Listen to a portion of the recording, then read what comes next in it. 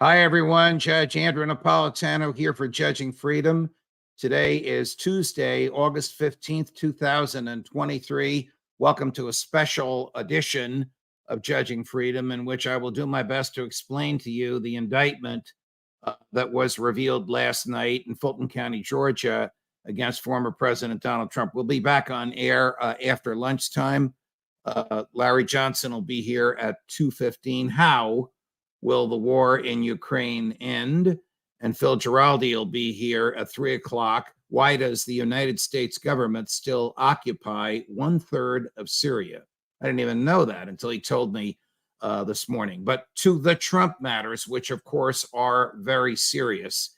Here's Fani Willis, the district attorney of Fulton County, making her announced. Well, you're looking at the indictment being brought up into the courtroom. I'll explain what that is in a minute. But first to Mrs. Willis announcing the indictment last night. This announcement was made about 11:45 in the evening after most of the East Coast had gone to sleep. A Fulton County grand jury returned a true bill of indictment, charging 19 individuals with violations of Georgia law arising from a criminal conspiracy to overturn the results of the 2020 presidential election in this state. So last night, what you're seeing on your screen now, we all watched. That was on Newsmax, and we all watched that. That is a court officer under armed guard. She herself is armed, bringing the indictment to the presiding judge of that county. Now, the indictment is a secret document. It's sealed. It can't be made public until the court unseals it.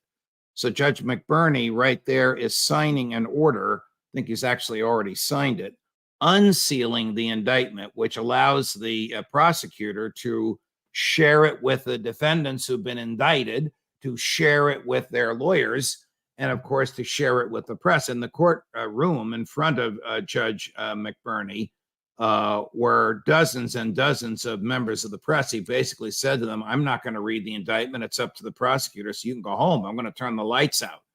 So the press went to other parts of the courthouse. And then after a lot of paperwork and processing and informing the defendant's counsel by telephone of who had been indicted for what, Mrs. Willis made that announcement, and then they revealed the document. Release the document. I've spent much of the morning studying this document for you. It's 98 pages. There are 19 people indicted here. There are 91 crimes charged. There are 30 unindicted, unnamed, uncharged co-conspirators. And the essence of the case against former President Trump is this: that Donald Trump and Rudy Giuliani orchestrated a scheme to have 16 Republicans claim that they were the true electors from the state of Georgia. And these 16 Republicans signed documents swearing that they had been chosen by the voters of the state of Georgia, and indicating their intention to travel to Washington, D.C., either directly or virtually, in order to cast Georgia's electoral votes for Donald Trump. The charge is that they did this when they, in fact, knew that Joe Biden had won the election, knew that he had been certified by the Secretary of State, knew that while there were some irregularities, there weren't nearly enough irregularities to overcome the 11,780 vote difference. The trigger for the indictment is President Trump's famous or infamous, depending upon which side of the aisle you're on, telephone conversation with Brad Raffensperger, the then and now Secretary of State of the state of Georgia, responsible for counting the votes. Here's the conversation with Secretary Raffensperger. Listen to both parts. Listen to what the president said he wanted done, and then listen to what he said later on. You decide whether or not what he said later on about trouble coming if you don't do this is a threat or just an offhanded comment. So, look, all I want to do is this. I just want to find 11,780 votes, which is one more than we have, because we won the state. So tell me, Brad, what are we going to do? We won the election, and it's not fair to take it away from us like this. And it's going to be very costly in many ways. And I think you have to say that you're going to re-examine it, and you can re-examine it, but re-examine it with people that want to find answers, not people that don't want to find answers. Now, there are two tapes of that. A tape was made by Secretary Raffensperger's office, and a tape was made by the White House. The Georgia prosecutor has both tapes. The tapes are identical. Everybody knew that the tape was being made. There were about 25 people on the phone call. The president was using a speakerphone in the Oval Office. He had a large team of lawyers and advisors there with him, and Mr. Raffensperger, whose voice you did not hear. This conversation goes on for about an hour. Mr. Raffensperger was also on a speakerphone, and he had his lawyers and his advisors and his senior aides there as well. There's no dispute as to the words that were articulated. It was Donald Trump's voice. Everybody recognizes the voice. The dispute, of course, is the import of what he said. I want you to find. Does that mean I want you to make up or create out of thin air?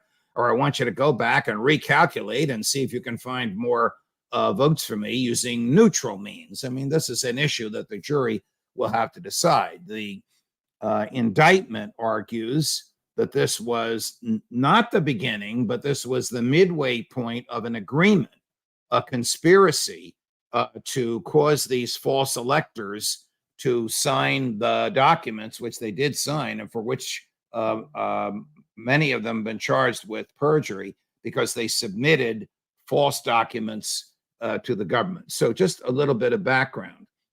When we vote for president, we're not actually voting for the person, Joe Biden, Donald Trump, Ronald Reagan, Jimmy Carter. You are voting for electors pledged to that person. Each state has the same number of electors as it does human beings in Congress. So Montana has one member of the House and 2 senators, so they have 3 electors. Georgia has 14 members in the House of Representatives and 2 senators, so it has 16 electors.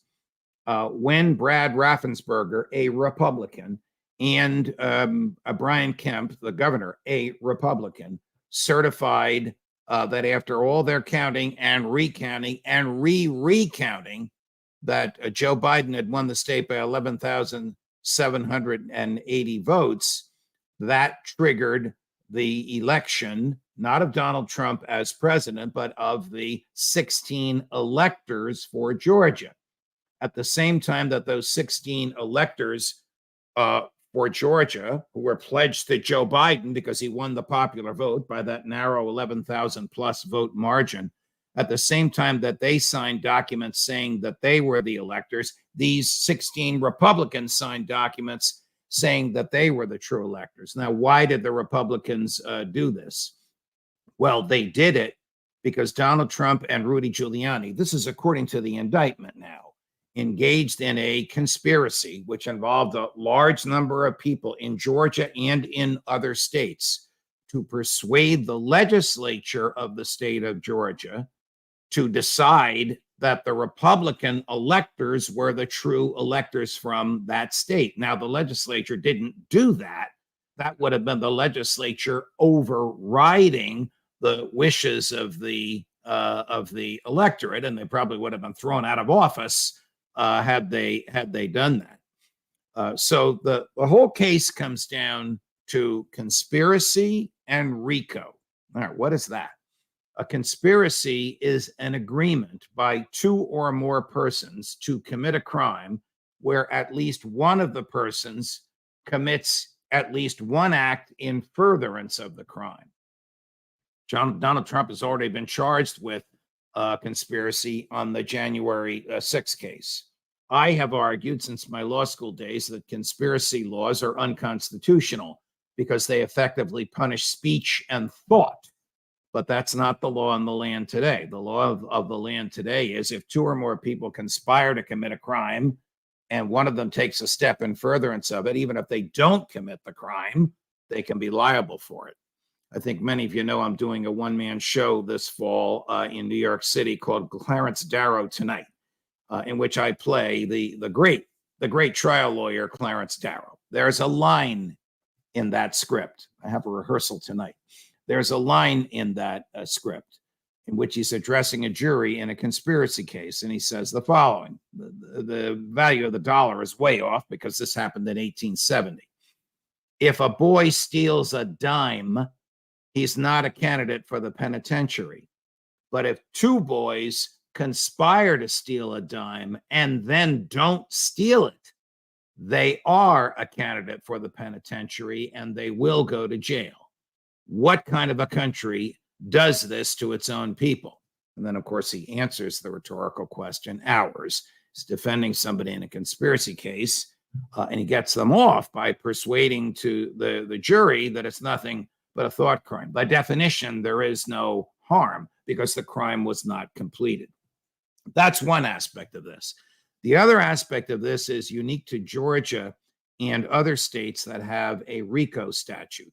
RICO, R-I-C-O, is an acronym for a fancy phrase, racketeer-influenced corrupt organization. That statute, originally enacted by Congress in 1970, the Nixon administration, was meant to cripple the mob. So if mobsters had extorted $1 million from a businessman, give us your money or else, and the government could not only indict them for threatening him with a gun, the government would also sue them under RICO. And the beauty of RICO from the government's perspective is that it would allow the jury to extract from the defendant organization called an enterprise 3 times the money they stole. So this really did cripple the mob. So for every $1 million the mob stole, when they got caught, they went to jail. Whoever keeps the mob money was sued and was forced to cough up 3 times what they stole. So the statute was written for mobsters, but it, of course, has been used all over the place since then. And Georgia, like New Jersey and some other states, have enacted their own version of RICO. The Georgia RICO statute, under which Donald Trump and Rudy Giuliani and the 17 others, 19 defendants in all, have been charged, accuses them of putting together an enterprise, that's the conspiracy, to accomplish an illegal end. The illegal end is the 16 false electors. So Rudy Giuliani is accused of making up all kinds of stories about election fraud, some of which he since has admitted were not true, in order to persuade the legislature of Georgia to designate the Republican electors. His persuasive abilities did not prevail. But the indictment, which is known as a speaking indictment because it is laden with detailed evidence, depicts Giuliani as the mastermind of much of this, taking orders from Donald Trump and encouraging those who are working with him to stay quiet. In the act of doing this, of course, he has asked these people to break the law. He has asked them to commit perjury, the 16 false electors. And when they did sign those documents, they did commit perjury. And so Giuliani is indicted for persuading others to commit the crime of perjury. Now, were all 16 electors indicted? No, only 4 of them were. What happened to the other 12? The other 12 cut a deal with the government. They are unindicted, uncharged, unnamed co-conspirators. They will be Giuliani's and Trump's nightmare. They will testify against the former president. They will testify against the former New York City mayor because the deal that they got is for immunity. That is the highest and best gift the government can give out. So the state of Georgia cut a deal with 12 of the 16 false electors. 12 of the 16 people who committed acts of perjury, those 12 testified before the grand jury in return for immunity. The immunity, of course, only pertains to this. They're not immune if they get caught with DWI next week or robbing a bank next month. It's immunity just for this, of course. And the immunity, of course, requires that they testify truthfully before the trial jury if there is a trial. Just like the other charges against Donald Trump, the one in Manhattan for falsifying corporate records, the one in Florida for retention of national defense information, the one in Washington, D.C.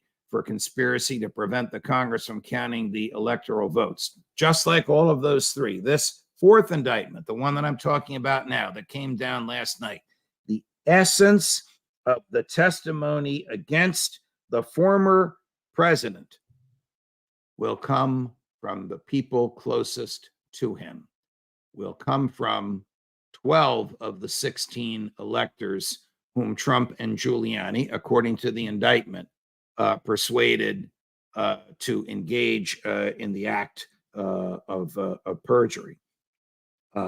Here's President Trump before the indictment came down. He's not very happy with this question. He's on the tarmac of an airport. You can see the jet right behind him.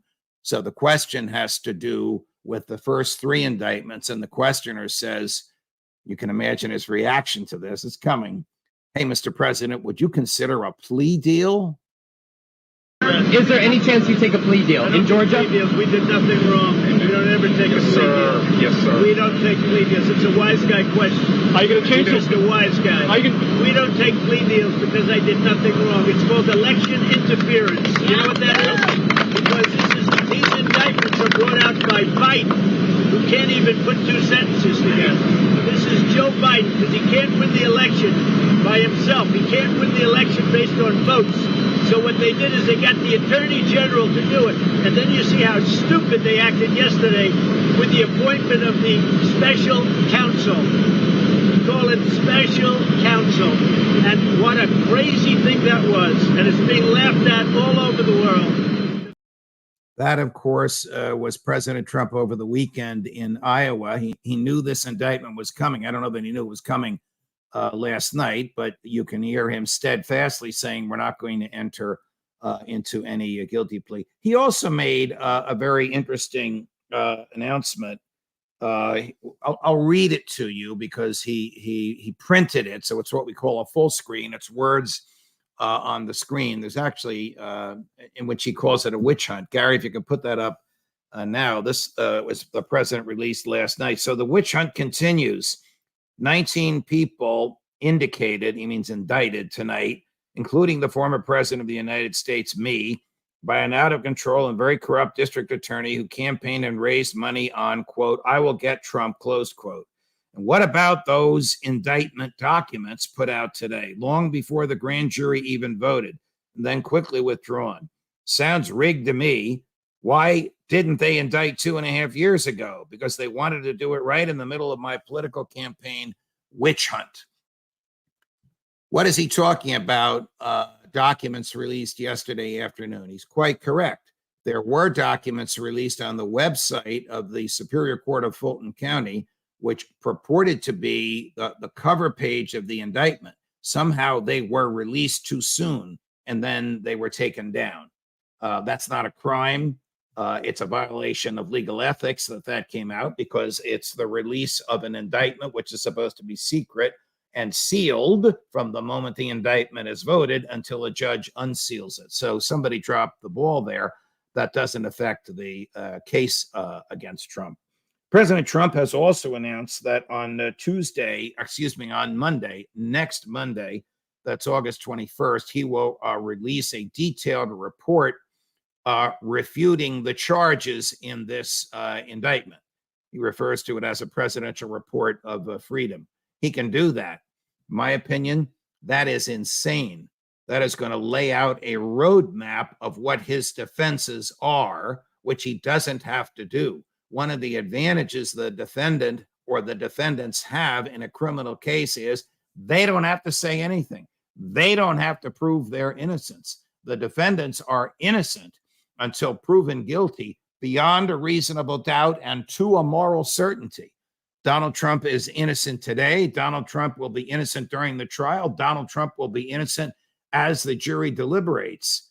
Nobody is guilty until the jury finds them guilty and the judge validates that finding. Why would you lay out your defense now? For political reasons.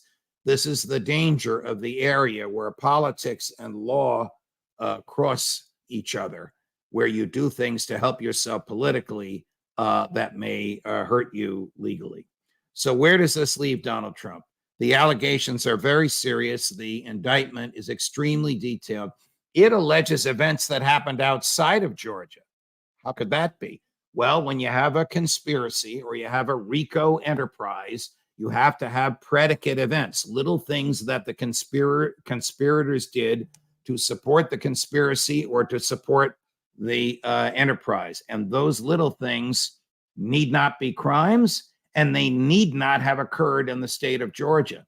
So the indictment includes things that Trump and Giuliani did in Pennsylvania and in Arizona as well, because when they were attempting to persuade the Georgia legislature to validate the false electors, they pointed to what they said and the reception they received when they said it in Arizona and in Pennsylvania.